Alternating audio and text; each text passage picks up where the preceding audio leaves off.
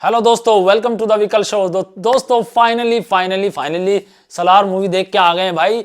लेकिन शो देखा था दोपहर वाला, तो इसलिए थोड़ा सा लेट जरूर है, लेकिन आपको रिव्यू देंगे। देखो, सबसे पहले मोस्ट अवेटेड मूवी थी और इसने जो एडवांस बुकिंग में धमाल मचाया वो तो सबके सामने था ही।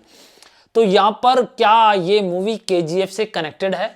बहुत सारे लोग पहले कह रहे थे केजीएफ से कनेक्टेड है, तो लेकिन सबसे पहले मैं आपको बता दूं यहाँ केजीएफ से कोई कनेक्शन नहीं है।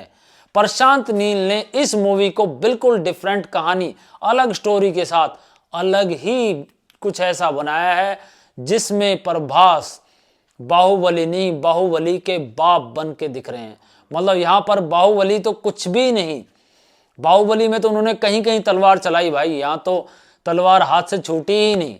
और ऐसे सीन है। आप एनिमल को कह रहे थे कि एनिमल में इतना वॉयलेंस है, इसमें तो वॉयलेंस नहीं, वॉयलेंस का बाप इसको कह सकते हैं। ये है वॉयलेंस का बाप।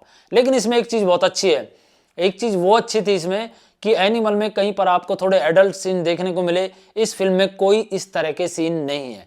ये बहुत अच्छा है। तो दोस्तों बात करते हैं प्रशांत नील ने क्या जादू चलाया, क्या जनता इतनी वाह वाह कर रही है। तो उससे पहले आपसे रिक्वेस्ट है, चैनल को सपोर्ट करें, लाइक और सब्सक्राइब जरूर करें।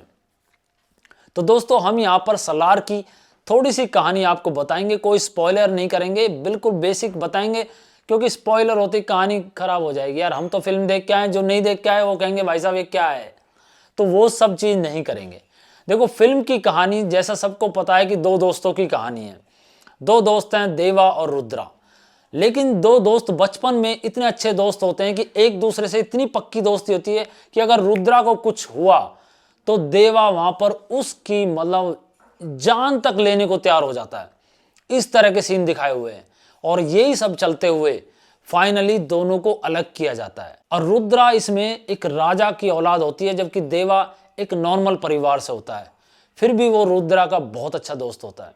अब जब दोनों को अलग कर दिया जाता है तो देवा की माँ देवा को लेकर कहीं दूर चली जाती है, छिप कर रहने लगती है। उसको मतलब ये डर रहता है कि कहीं ये दोबारा इसी तरह हिंसक ना बन जाए, और वो उसको कसम दे देती है कि तू आज के बाद ये हिंसा नहीं करेगा, इस तरह की लड़ाई नहीं करेगा। और ऐसा ही होता है। उसके बाद सीन में एंट्री होती है आद्या की। आद्या कौन है? श्रुति हसन। अब श्रुति हसन को खानसार के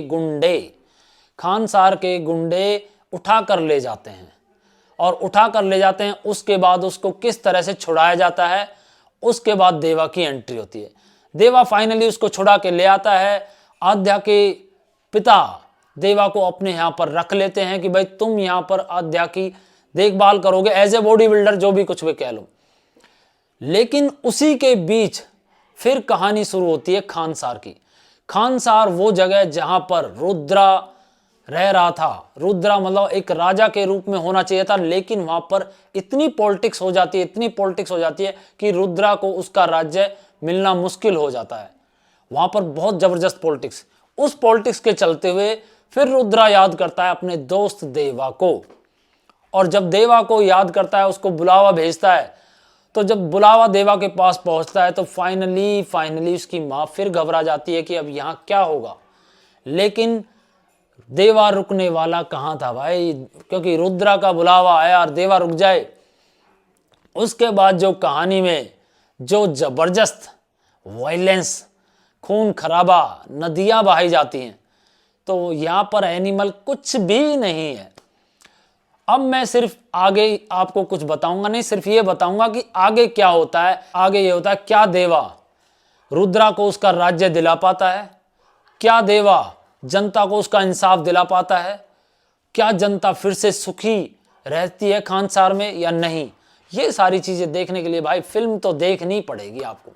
और लास्ट में जो क्लाइमैक्स होता है वो बिल्कुल भी नहीं बताऊंगा। लास्ट का क्लाइमैक्स ऐसा है, वो अगली स्टोरी स्टार्ट करता है, और जो लास्ट का जो क्लाइमैक्स होता है वो फिल्म को आपको पार्ट 2 में अटका के रख देगा कि आप क्या होगा, अब क्या होगा।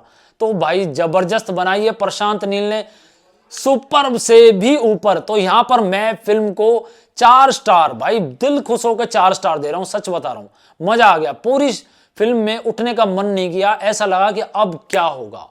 तो दोस्तों जाइए देखिए फिल्म और देखकर बताइए कि आपको कैसी लगी। जय हिंद दोस्तों।